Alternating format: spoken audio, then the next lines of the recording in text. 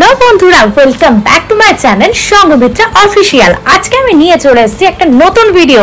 আমরা চলে গেছিলাম এই জুন মাসে 2024-এ কাশ্মীর বেড়াতে। আর কাশ্মীরে যাবো, গুলমার্গ যাবো না সেটা কখনো? জুন মাসে ফ্রেশ স্নো দেখতে গেলে তো গুলমার্গে অবশ্যই যেতে। আমরা সকাল সকাল রেডি হয়ে বেরিয়ে পড়েছিলাম গুলমার্গের উদ্দেশ্যে।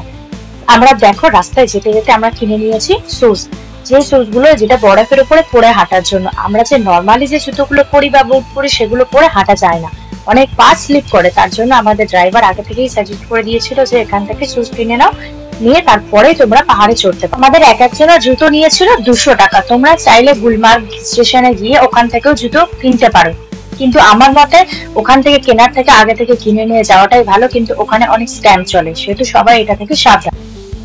আমরা গুলমার্গ স্টেশনে চলে এসেছি। আর এখান দিয়ে গুলমার্গ স্টেশনে ঢোকার আগে যে আমরা যে ট্যাক্সি দিয়েছিলাম সেটা ঢুকতে দেয় না। অনেক সময় এখান থেকে পায়ে হেঁটে যেতে হয়, আর নয়তো আমাদের ট্যাক্সি ঢুকতে দিয়েছিল, তার জন্য যেতে পেরেছি, নয়তো আমাদেরকে পায়ে হেঁটেই যেতে হতো। আর নয়তো তোমরা চাইলে ঘোড়ায় করেও এখান থেকে গুলমার্গ স্টেশন যেতে পারো। আমরা এসে গেছি ফেজ 1। টিকিট যেহেতু আগে থেকে কাটা ছিল তাই কোনো সমস্যায় পড়তে হয়নি। তাও টিকিট কাটার সত্ত্বেও অনেক লাইন পড়েছিল। তবে তোমাদেরকে একটা কথা মনে রাখতে হবে, গুলমার্গ ফেজ 1 ফেজ 2 টিকিট 1 মাস আগে থেকে অবশ্যই কেটে রাখতে হবে, নয়তো কিন্তু গুলমার্গ ফেজ 1-এ ঘোড়ায় চড়ে পৌঁছাতে পারলেও ফেজ 2-তে পৌঁছানো যাবে না। টিকিট অনলাইনে 1 মাস আগে থেকে কেটে নিতে হবে। তো তোমরা যারা যারা আসতে চাও তারা অবশ্যই 1 মাস আগে থেকে কেটে রাখবে। তবে এটা আমরা শুধুমাত্র বরফ দেখার জন্যই আমরা গুলমার্গ ফেজ 2 টিকিট কেটেছিলাম, নয়তো ফেজ 1-এও শীতের সময় বরফ দেখা যায়, তখন ফেজ 2 যাওয়ার দরকার পড়ে না। আর ফেজ 1-এ যখন বরফ দেখা যাবে তখন ফেজ 2-তে তো কোনো প্রয়োজন নেই যাওয়ার। কিন্তু আমরা তো এসেছি জুন মাসে, আর জুন মাসে তো ফেজ 1-এ বরফ নেই একদমই, শুধুমাত্র ঘোড়ায় চড়ে সবাই ঘুরছে, একটু ফটোশ্যুট করার মতো জায়গা আছে। তাছাড়া যদি বরফ দেখতে চাও তাহলে অবশ্যই ফেজ 2-তে যেতে হবে। আমরা সবাই লাইনে দাঁড়িয়ে গেছি এক এক করে। মার প্রায় প্রচুর ব্যথা হচ্ছিল, এতক্ষণ লাইনে দাঁড়াতে পারিনি, তো তাই মা বসেছিল। কিন্তু আমরা যে লাইন দিয়েছি টিকিট কাটার সত্ত্বেও, আগে থেকে এতদিন আগে থেকে টিকিট কেটেও মানে কোনো লাভ নেই যে তুমি তাড়াতাড়ি পৌঁছাতে পারবে, এরকম কিছু ব্যাপার নয়। আমাদের প্রায় 1 ঘন্টার উপরে লাইনে দাঁড়িয়ে থাকতে হয়েছিল। যেহেতু আমরা সকাল সকাল বেরিয়ে গেছিলাম তাই 9টার মধ্যে পৌঁছে গেছি। 9টার সময় লাইনে দাঁড়িয়ে আমরা 10টার মধ্যে ফেজ 1 থেকে আমরা গুলমার্গ স্টেশন থেকে ফেজ 1-এ গন্ডোলা রাইডে করে ফেজ 1 পৌঁছে গেছি।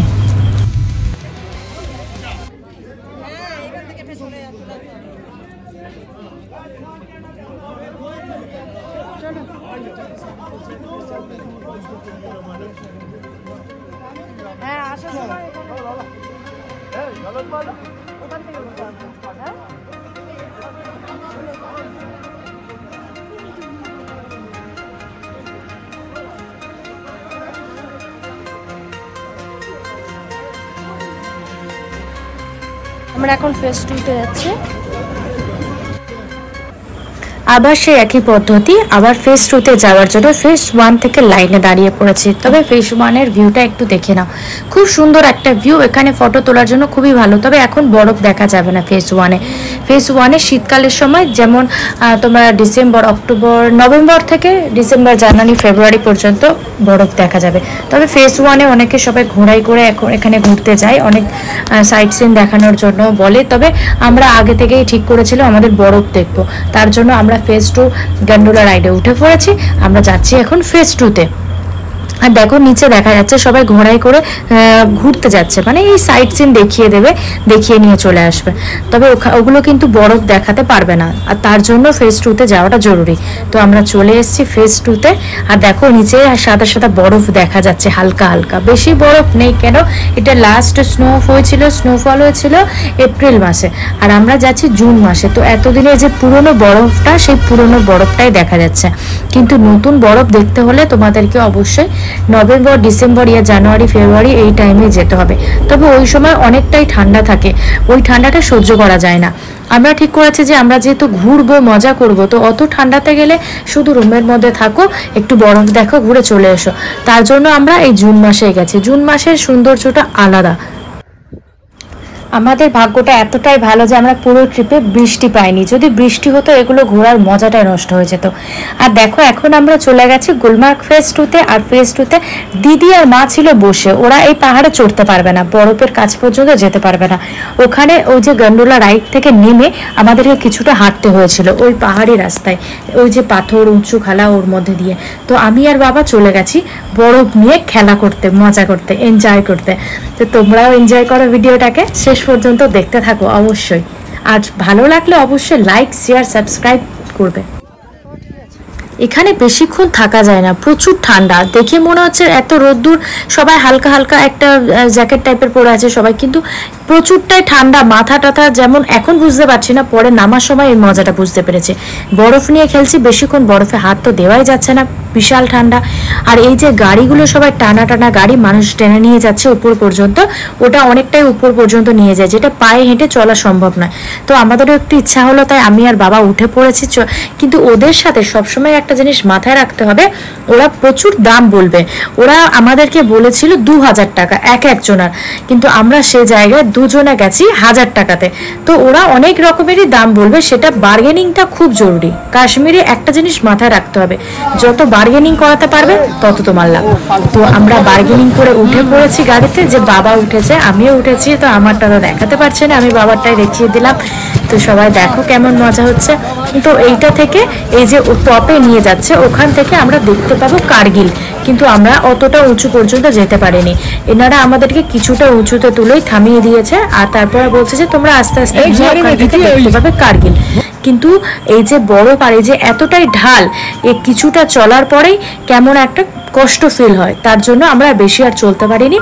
আর বাবা যেহেতু বয়স্ক, তো ভাবলাম চলো এবার নিচে চলে যায়, কিছু সমস্যা যাতে না হয়। আমারও ঠান্ডাও লাগছিল, যখন নিচে আসছি তখন মাথা কেমন ধরে যাচ্ছিল, প্রচুর ঠান্ডা লাগছিল। এদিকে রোদ্দুরটাও ছিল, তাই ঠান্ডাটা ফিল করতে পারিনি। আর যখন নিচের দিকে আসছি তখন আরও ফিল করছি ঠান্ডাটা। আর এই পাহাড়ে আসবো ম্যাগি খাবো না সেটা হয়? তো আমরা তাড়াতাড়ি নেমে এসে পাহাড় থেকে দৌড়ে দৌড়ে নেমে এসেছি। নেমে এসে মা আর দিদি খাচ্ছিল ম্যাগি, চা, মুড়ি এসব খাচ্ছিল। তবে এখানে প্রচুর দাম, প্রচুর। আমাদের এখানে যে ছোট একটা ম্যাগির প্যাকেট 10 টাকা দাম, সেটাকেই শুধু গরম জলে বানিয়ে দেবে 100 টাকা দাম। কিন্তু ওই ঠান্ডার মধ্যে ওই জায়গাটায় বসে ম্যাগি খাওয়ার মজাটাই আলাদা। তো এখানে গিয়ে অবশ্যই ম্যাগিটা খাওয়া খুব শান্তি পাবে। ওই যে ঠান্ডার মধ্যে মাথা টাথা ধরে যাচ্ছিল, তো আমরা কফি খেয়ে নিয়েছিলাম আর ম্যাগি খেয়েছিলাম। আর দিদি তো আর মা বসেই ছিল আগে থেকে, ওরা অলরেডি আগে থেকে খাচ্ছে ওখানে। ফ্লাইটের থেকে বেশি ম্যাগি দিয়েছে, আর ফ্লাইটে 400। এই পাহাড়ে এসে ঠান্ডায় ম্যাগি না খেলে মজা পাওয়া যায় নাকি? আমরা বরফ দিয়ে এসেছি, তো এবার মাথা মাথা ধরে যাচ্ছে।